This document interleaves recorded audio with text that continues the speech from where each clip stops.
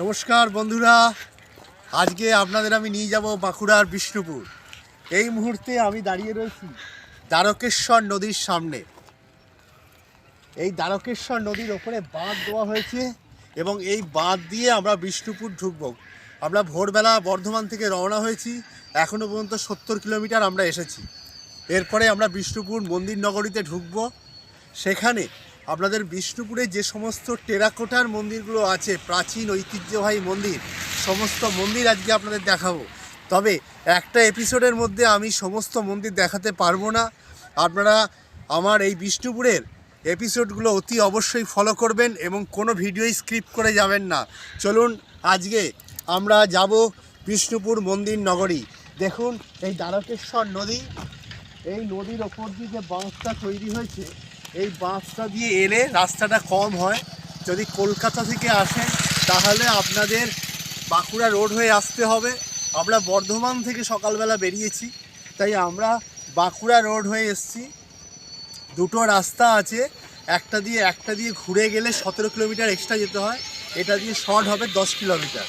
এবং এই বাঁধটা নতুন হয়েছে, তার জন্য এখানে গাড়ি পিছু বড় গাড়ি নিয়ে এলে আপ ডাউনের জন্য 50 টাকা টোল পড়বে আপনার, এবং একবারেই আপনি সেটা কেটে নিতে পারেন।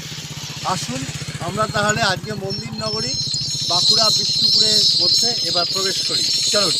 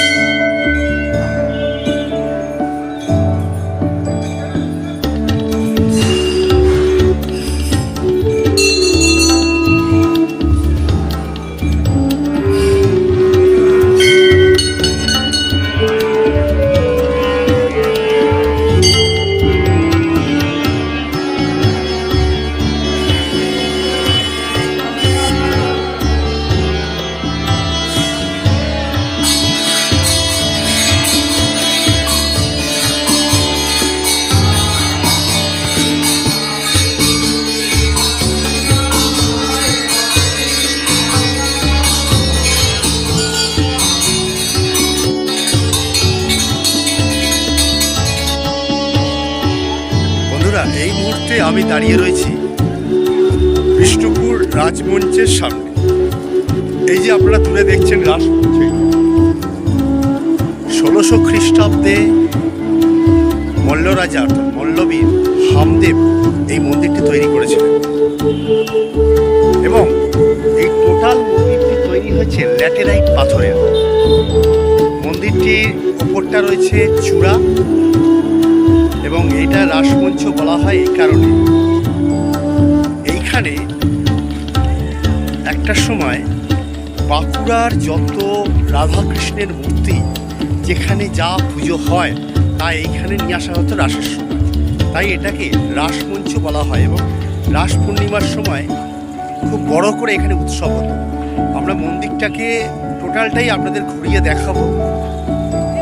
চলুন মন্দিরের ভেতরের কারুকাজ সমস্তটাই দেখাবো এবং দূরে রয়েছে রাজবাড়ি, সেই রাজবাড়ি ধ্বংসাবশেষ কিচ্ছু নেই, সেই জায়গাটা পুরোটাই ফাঁকা, সেটাও আপনাদের দেখাচ্ছি, আপনারা দেখুন।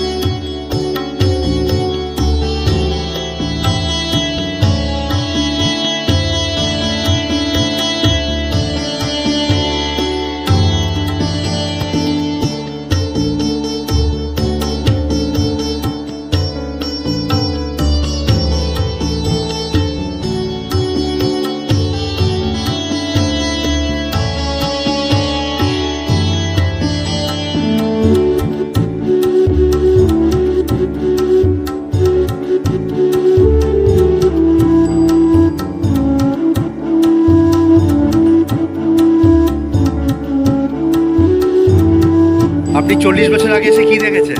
ফাঁকা ফাঁকা সমস্ত মাঠ, এত গাছপালা ছিল না, আশপাশে এত বাড়ি ছিল না, এই রাসমঞ্চটা শুধু ছিল, রাসমঞ্চ ছিল, টিকিট ছিল না, এই দেখেছি ব্যাস। এটা এখন বর্তমানে গভর্নমেন্ট অফ ইন্ডিয়া নিয়ে নিয়েছে, সার্ভে অফ ইন্ডিয়া নিয়ে নিয়েছে, কারণ এটা রক্ষণাবেক্ষণ করার জন্য পয়সা চাই এবং এতগুলো লোক প্রোভাইড হবে, কিছু লোকের কাজও হবে, জিনিসটা পাওয়া পেয়ে যাবে, তাই তো।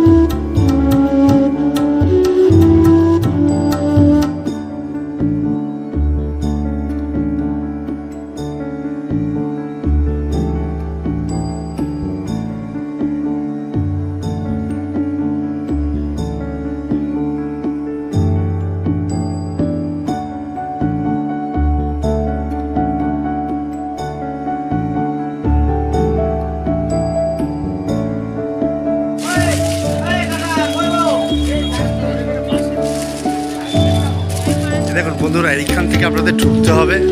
ঢুকে এই হচ্ছে টিকিট কাউন্টার। এইখান থেকে টিকিট নিয়ে, এই দেখুন টিকিট কাউন্টার, এখান থেকে টিকিট নিয়ে আপনারা মন্দিরের ভেতরে ঢুকতে পারবেন।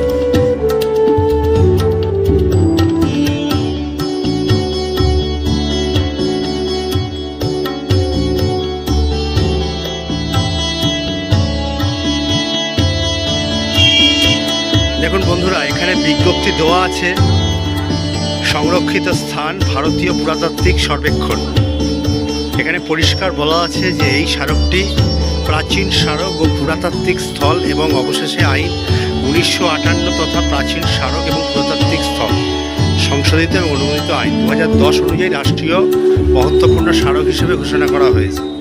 যদি কেউ এর ধ্বংস সাধন করে বা যা যা ভারত সরকারের নিয়ম আছে, জরিমানা ইত্যাদি ইত্যাদি। কিন্তু সবচেয়ে বড় কথা হচ্ছে, আমি তো একজন পর্যটকের সঙ্গে কথা বললাম এখানে, আজ থেকে 40 বছর আগে এই জায়গাগুলো ফাঁকা ছিল, ফাঁকা মাঠ ছিল, শুধু রাজমঞ্চটাই ছিল। তখন পুজো হতো, কিন্তু দীর্ঘদিন ধরে সেসব বন্ধ হয়ে গেছে। এটা মল্ল রাজাদের জায়গা এবং মল্ল রাজাদের পরবর্তীকালেও বেশ কিছু বছর পুজো হয়েছে। এখন দীর্ঘদিন ধরে এখানে আর কোনো পুজো হয় না।